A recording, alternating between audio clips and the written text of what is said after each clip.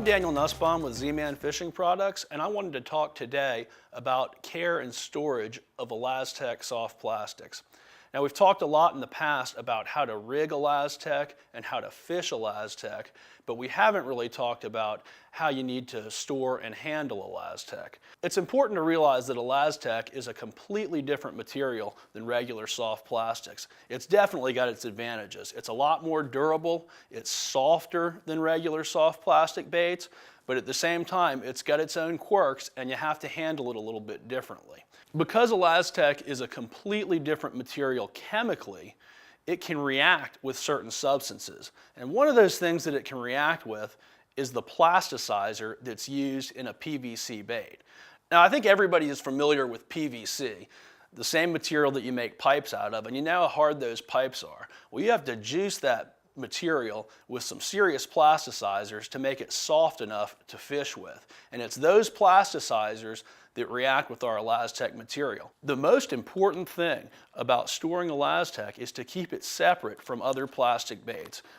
We actually include a little note on the back of our packaging, a cautionary note, that recommends that you store ElasTech separate from all other plastic baits. It's easy to miss, but that's the most important thing you have to remember. Our first recommendation is to store ElasTech products in their original packaging. That way you can be sure that you're keeping them away from other soft plastic baits. We just recommend keeping them completely separate. What I like to do is get a storage box like this and store all the individual bags and different color baits inside the box so they're at your fingertips. Now, a lot of people want to use a typical utility box or tackle tray to store their plastics, and we recommend against this. Those boxes are actually made of PVC, the same material that other soft baits are made of. And ElasTech, again, can react with those PVC materials. I wanted to show you today an example of what can happen if you store ElasTech baits in one of these trays. And you can see these baits have been in this tray for about 2 or 3 years, and the tray is completely warped. It no longer can open and close. The baits are fine, but it's essentially destroyed this box. So if you do want to use a utility tray like that, you're going to have to look outside of what you'll normally see offered at your fishing tackle retailers. This is one that I would recommend right here. It's made by a company, Flambeau. You can order this off their website. It's their K-Series box.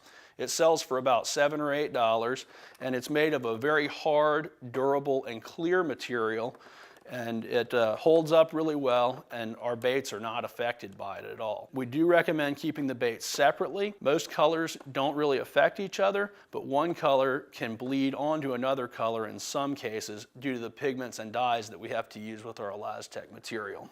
So it can be affected by extreme heat. Now, I say extreme heat because under normal conditions, ElasTech won't melt. But you want to be a little bit careful. You don't want to keep this box or a bag of ElasTech baits out in the direct sunlight, especially in the summer. Now, personally, I store my baits in my boat outside year-round, inside a tackle locker, out of the sun here in South Carolina, where it gets pretty hot. Just be sure to keep them preferably in their original packaging, away from other soft baits, away from your typical bait storage containers, and in a shaded, preferably cool place. And you shouldn't have any issues. This is ElasTech. This is ElasTech on PVC. Any questions?